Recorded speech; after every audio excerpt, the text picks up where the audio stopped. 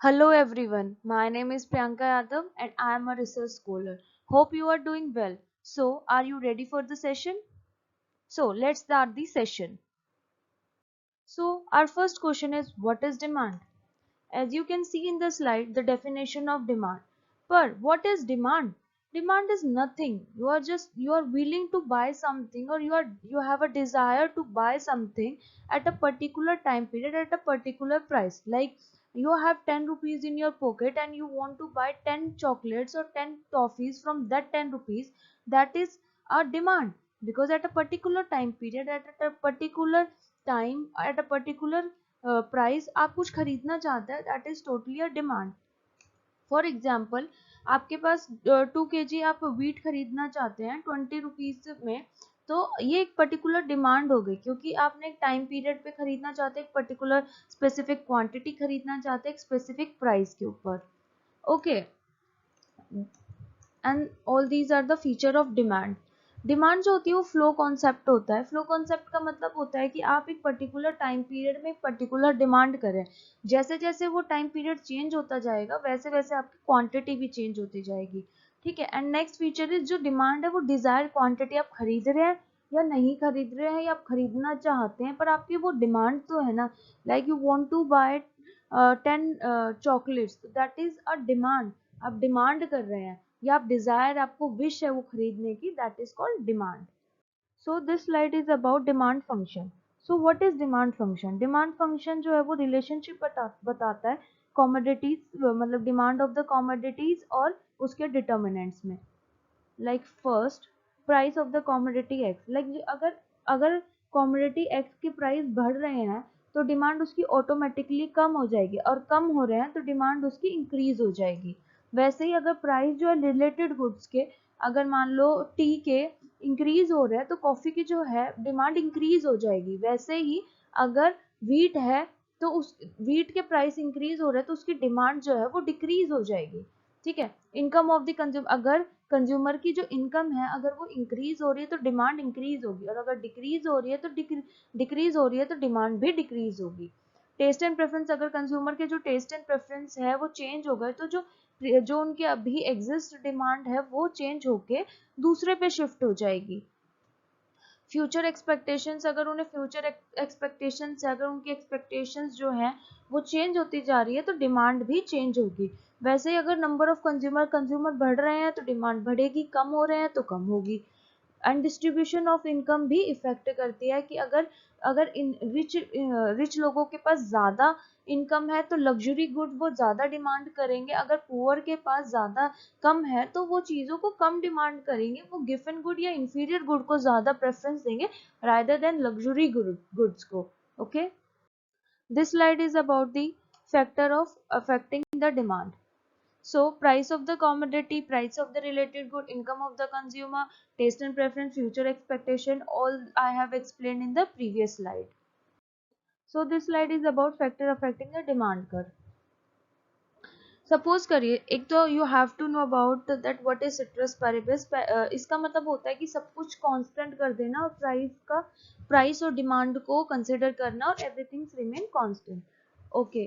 तो क्या होता है कि जो प्राइस है कॉमोडिटी का वो बहुत ज़्यादा इफेक्ट करता है कंज्यूमर की डिमांड पे. लाइक अगर प्राइस बढ़ रहा है, there are two type of goods, one is complementary and second is substitute.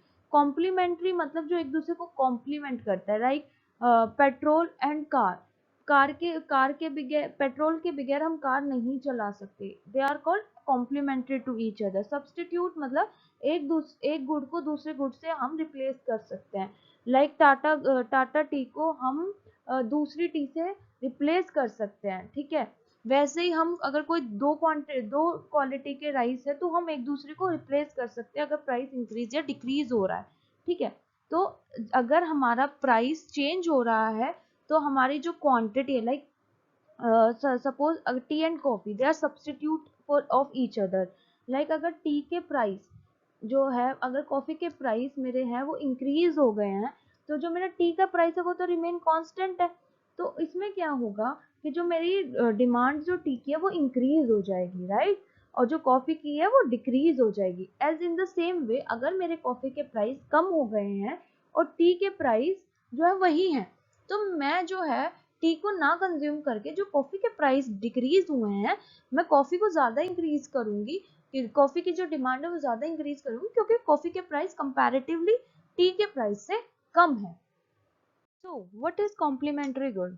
Complementary good, as I have told you in the earlier slide, that complementary goods are those goods which are complementing to each other, like sugar and tea, car and petrol. As you can see in the diagram, कि अगर suppose करो sugar के price अगर increase हो गए हैं तो जो टी की डिमांड है वो भी डिक्रीज हो जाएगी। क्यों? अगर आप शुगर के प्राइस जब इंक्रीज होंगे तो आप टी की कंजम्पशन को कम कर दोगे, क्योंकि टी की कंजम्पशन अपने आप कम हो जाएगी, क्योंकि टी के प्राइस भी ऑटोमेटिकली इंक्रीज हो जाएंगे। ठीक है, वैसे ही अगर सपोज करो कार एंड पेट्रोल, पेट्रोल के अगर प्राइस बढ़ रहे हैं, जो कि रियलिटी में बढ़ रहे हैं, तो आप क्या करेंगे, कार की जो डिमांड है उसे कम कर देंगे, क्यों? बिकॉज वी कांट अफोर्ड कि हम इतना महंगा पेट्रोल खरीदे किसी भी व्हीकल को चलाने के लिए, right? That is all these things are complementing to each other. Here we will discuss about the income effect on the demand. So it's very important to know what is inferior good, what is given good. जो inferior good होता है वो लोग use करते हैं जो कि poor family से बिलोंग करते हैं, वो लोग जो अफोर्ड नहीं कर सकते हैं। और गिफन गुड्स होते हैं वो हाईली इंफीरियर होते हैं, ठीक है, बट इसमें डिमांड फंक्शन काम नहीं करता है। यहाँ पे कुछ एग्जाम्पशंस भी है लॉ ऑफ डिमांड की। लाइक जब गिफन गुड्स क्या होता है, हाईली इंफीरियर गुड्स होते हैं। लाइक सपोज करो इसमें दो इफेक्ट होते हैं, एक सब्सटीट्यूशन इफेक्ट होता है और एक इनकम इफेक्ट होता है, राइट? तो हाँ, हम सब्सटीट्यूशन इफेक्ट डिस्कस करते हैं। लाइक सपोज अगर हम वी विल मतलब we consider two goods like maize and rice, मतलब मक्का और चावल। अगर मक्के के प्राइस कम हो गए, लाइक पहले 100 रुपीज के 1 kg आते थे, वैसे ही अब 50 रुपीज के 1 kg होता है। तो मेरे 50 रुपीज जो है वो ऑटोमेटिकली कम हो गया है। तो मैं क्या करूंगी, यूजुअली मैं प्राइस के कम होने से डिमांड को इंक्रीज कर दूंगी, राइस की तो प्राइस कांस्टेंट ही है। That is a positive substitute effect. अब इनकम इफेक्ट मेरे 50 रुपीज बच गए, या तो मैं मेज खरीदूं या फिर मैं क्या नाम है, राइस खरीदूं। ठीक है, अगर मैं मेज खरीदती हूँ जो कि यूजुअली हर उसमें होता है, हर गुड्स में होता है, गिवन गुड्स में हम वही कर लेते हैं, तो उसे हम बोलते हैं पॉजिटिव इनकम इफेक्ट। बट अगर मैं बोलूँ कि मैं 50 रुपीज में 1 kg मुझे मिल रहा है, जो 50 रुपीज है, क्यों ना मैं राइस खरीद लूँ, क्यों मैं मेज खरीदूं। तो इसमें क्या होगा, मेरी मेज की जो डिमांड है वो डिक्रीज हो गई, राइस की डिमांड है वो इंक्रीज हो गई, जस्ट बिकॉज ऑफ मेरी इनकम के मेरे प्राइस के चेंज होने से, प्राइस गिरने की वजह से मेरे इनकम इफेक्ट जो है वो नेगेटिव इनकम इफेक्ट हुआ। और मेरा जो लॉ ऑफ डिमांड है वो यहाँ वर्कआउट नहीं करता, क्योंकि इनकम इफेक्ट इतना नेगेटिव होता है सब्सटीट्यूशन इफेक्ट के ऊपर कि मेरा लॉ ऑफ डिमांड यहाँ पे काम नहीं करता है। क्योंकि सब्सटीट्यूशन इफेक्ट तो ये बोलता है ना कि प्राइस कम होने से हम उसकी डिमांड इंक्रीज कर देनी चाहिए। इनकम इफेक्ट भी यही बोलता है कि प्राइस कम होने से हमारी जो इनकम है बची हुई है, हम और या तो उस पे कर सकते हैं, मेज पे कर सकते हैं, या राइस पे करते हैं। तो लोग क्या करते हैं, हम क्यों कंज्यूम करें मेज जब हमें उतने में मिल रहा है मेज, जो बाकी बची हुई मेरी इनकम है मैं उसे अपने सुपीरियर गुड पे लगाती हूँ, मैं राइस के ऊपर लगाती हूँ, तो मेज की जो डिमांड है वो कम हो जाएगी और राइस की डिमांड इंक्रीज हो जाएगी।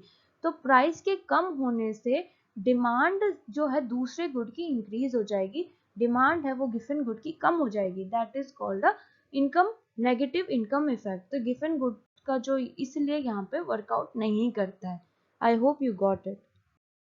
Thank you so much. Have a good day.